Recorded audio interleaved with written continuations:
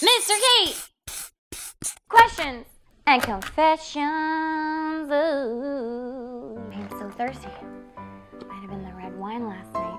Hey guys, I'm here again, Mr. Kate. I'm gonna do another questions and confessions video, answering your questions. I got so many questions, so I'm just gonna get right into it and answer as many as I can. I love all these questions. You guys seriously make me feel so good and loved when you guys send me your questions. I really appreciate it. Let's see.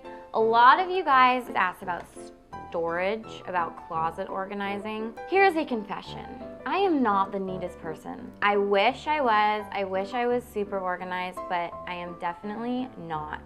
The best closet experience I've had in terms of organizing is when I've had a lot of shelves. A lot of times when you have a rental, they'll only have like one shelf and then a bar for hanging stuff. And I feel like that is a recipe for disaster. If you want to go to the Container Store, IKEA, you know, even Target, whatever, and try to get some shelving systems, invest in a dresser. Flea markets, thrift stores, whatever, have dressers. You can spruce it up, paint it, make it cute.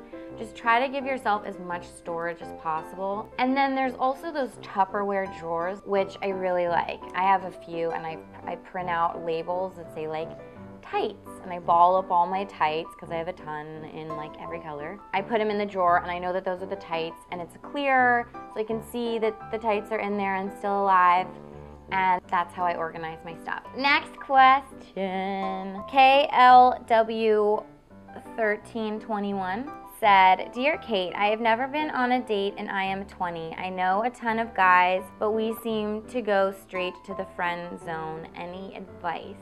Well, I wouldn't feel bad about being 20 and not being on a date. I don't think I've ever actually been asked out in like the traditional, hey, you wanna go out sometime? Ooh, it makes me feel awkward just thinking about it. Hey Kate. What? Will you go out with me? Not if you are wearing your Invisalign. I don't think it's a bad thing to be a guy's girl. Like, if you have a lot of guy friends, that's awesome. I was always that way. I always had a ton of guy friends. If there's one that you like in particular in your group of guys, kind of just like, you know, start making some subtle like hints. Just any excuse to kind of do like a little bit more sort of focused attention. Risk being a sexual being. I think that a lot of times girls feel like being sexual means that you're like a slut or whatever. I absolutely don't think that's true. I think that if you feel sexual and you identify with being a sexual being and getting turned on or whatever that means, you should pursue whatever is gonna make you feel good. All right, this is sort of an interesting question. Dear Kate, do you believe a man could love another man and that truly it doesn't matter because that is still love? And if you do, how do you feel if that couple had a blog and posted pictures of them together? And what advice would you give to that man wanting to have a blog but scared of what people would say? I mean, I'm assuming you're talking about a gay relationship, which many of my friends, some of my best friends are gay, both guys and girls, and I think it's amazing, and I think that anybody should be able to love and be in a relationship with anybody that they want to be. If you are happy and in love and want to blog about it, by all means, do it. Do it!